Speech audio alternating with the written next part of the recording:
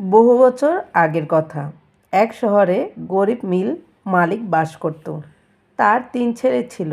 বুড়ো বয়সে যখন সে মৃত্যুশয্যায় তখন তার ছেলেদের ডাক দিল নিজের কাছে। ছেলেরা কাছে এলে বুড়ো মিল মালিক বলল, দেখো বাছারা, সারা জীবন আমি কঠোর পরিশ্রম করে তোমাদের বড় করেছি। এই শেষ সময়ে তোমাদের দেওয়ার মতো আমার তেমন কিছু নেই। এ পর্যন্ত বলে একটু দম নিল বুড়ো মিল্ক মালিক।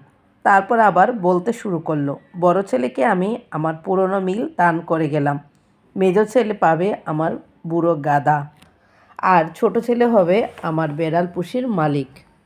এই কথাগুলো বলতে বলতে শেষ নিঃশ্বাস ত্যাগ করলো বুড়ো মিল মালিক। পুষি নামের বিড়ালটি ছিল খুবই বুদ্ধিমান ও কর্মঠ প্রকৃতির। সে তার মালিককে বলল, আমাকে পেয়ে হতাশ হয়েও না মালিক, তুমি শুধু আমাকে একজোড়া বুট, একটি টুপি এবং এক ব্যাগ গাজর এনে দাও, আমি তোমাকে ধনী করে দেব। মিল মালিকের ছোট ছেলে এ পুষি বিড়ালের মালিক হয়েছে। সে তখন বিড়ালের সকল ইচ্ছা পূরণ করল। নতুন পোশাক পরে বিড়ালটি বনের উদ্দেশ্যে রওনা হলো। তারপর সেখানে খরগোশ ধরার জন্য ফাঁদ পাতল। কিছুক্ষণের মধ্যেই পুষির ফাঁদে খরগোশ ধরা পড়ল। পুষি তখন সে খরগোশটি নিয়ে চলে গেল রাজপ্রাসাদে। সেই রাজার কাছে খরগোশটি দিয়ে বলল, মহামান্য রাজা, ক্যারবাসের মার্কুইস আপনার জন্য এ উপহার পাঠিয়েছেন।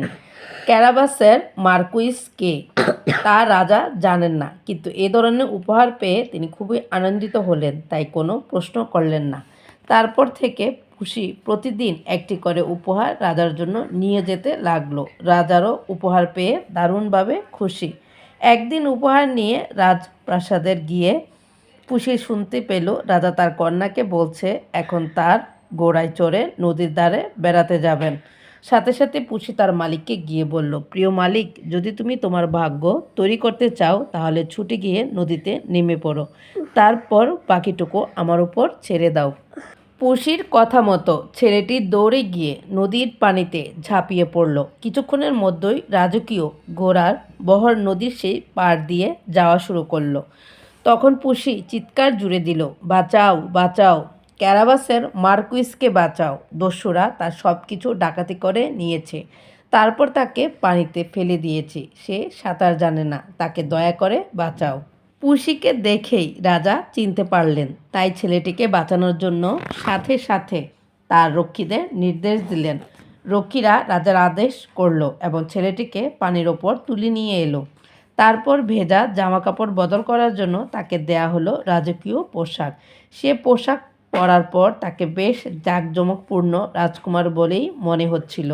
পুষি তখন রাজাকে বলল, আমার মালিক ক্যারাবাসের মার্কুইস কৃতজ্ঞতা নিদর্শন হিসেবে আপনাদের সকলকে তার প্রাসাদে রাতের খাবারের জন্য দাওয়াত করতে চান।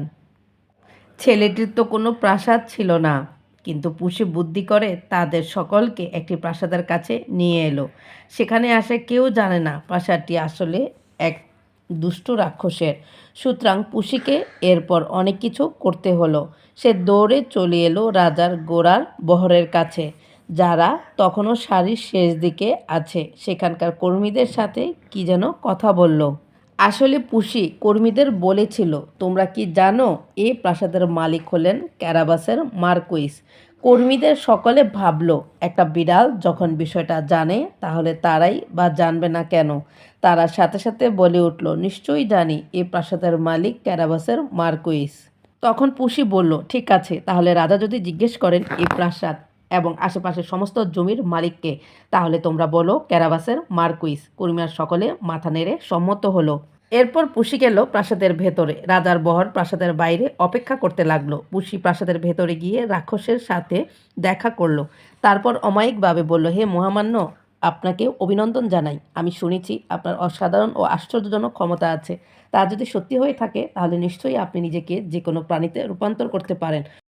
মেঘের ডাকের মতো গুরুগম্ভীর কণ্ঠে বলে উঠল রাক্ষস, অবশ্যই আমি তা পারি। এ কথা বলার সাথে সাথে রাক্ষসটি নিজেকে সিংহে রূপান্তরিত করে ফেলল। পুষি এমন ভাব দেখালো যেন সে খুব আনন্দিত ও গর্বিত হয়েছে। তারপর বলল, অসাধারণ মহামান্য, সত্যিই অসাধারণ। তাহলে আপনি কি নিজেকে খুব ছোট প্রাণী, এই যেমন ধরুন ইঁদুরে রূপান্তরিত করতে পারবেন? পুষির এ কথা শুনে রাক্ষস অপমানিত বোধ করলো।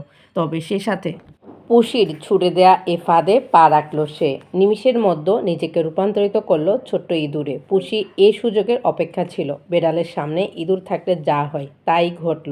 পুষি এক থাবা দিয়ে ইঁদুরটিকে মেরে ফেলল। এভাবে রাক্ষসের কাহিনী শেষ হলো। প্রাসাদের বাইরে রাজা লোকজন সহ অপেক্ষায় আছেন ভেতরে প্রবেশের জন্য। পুষি দৌড়ে প্রাসাদের প্রধান দরজার কাছে গেল। তারপর বলল, ক্যারাবাসের মার্কুইসের প্রাসাদে সবাইকে স্বাগতম। এভাবে গরিব বুড়ো মিল মালিকের ছোট ছেলেটি ক্যারাবাসের মার্কুইসে পরিণত হলো। আসসালামু আলাইকুম।